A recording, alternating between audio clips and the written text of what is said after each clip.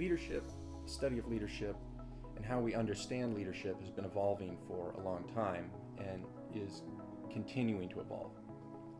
At its inception, and heavily influenced by the work of Plato, the study of leadership was concerned with the great man theory and the debate of whether or not leaders were born with and inherited specific traits and styles that made them successful, or were those traits and styles things that could be taught over time. At this time, researchers mostly agreed that leaders led with authority and hard power. Then came a wave of more inclusive, relational, and service-oriented leadership theories. Transformational leadership and servant leadership contended that leading through influence, service, relationships, and setting examples, rather than authority and coercive power, was a more sustainable form of leadership and was actually more suited for the democratic environments that organizations found themselves in the Western world. Around that same time, other researchers argued that leadership was a phenomenon and not a position or something dependent solely on the individual. Leadership was posited to be a phenomenon dependent on the leader, the followers, and the situation. These theories began to add a certain layer of complexity to leadership studies that had not been there before. Theorists began to study the impacts of psychology and systems and emotional and situational intelligence and the overall leadership phenomenon and the interplay that these other fields of thought had on the topic of leadership. At the start of the century, it started to become clear once again that these older ways of understanding how to lead and to influence was changing.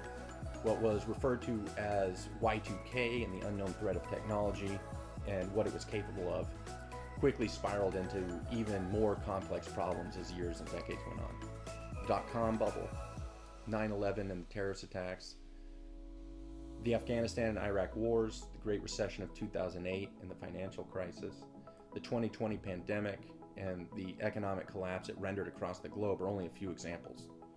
We were facing uncharted waters once again, where the old systems and models that we had relied on in the past were no longer valid. As our economy and organizational systems continued to advance away from the industrial age and deeper into the knowledge era, and what is now a pandemic and hopefully soon to be post-pandemic era, our interaction with complexity and chaos becomes more commonplace. Leadership scholars have contended that newer theories of leadership that are based on the understanding of complexity science are needed to adapt to these new normals. The older theories that rested on the assumption that systems were closed, ordered, and easy to control were no longer useful. Newer theories have emerged. Adaptive leadership, complex adaptive leadership, and complexity leadership are a few. But there's a great deal of overlap, and there's still a lot of work that needs to be done. We're no longer working with the assumption that systems are closed and ordered and controllable. Leadership is now requiring one to recognize the importance of relationships between entangled variables and agents within systems that create unpredictable behavior. Leaders in this new world will need to focus and understand complex systems and their nonlinear nature and unpredictability.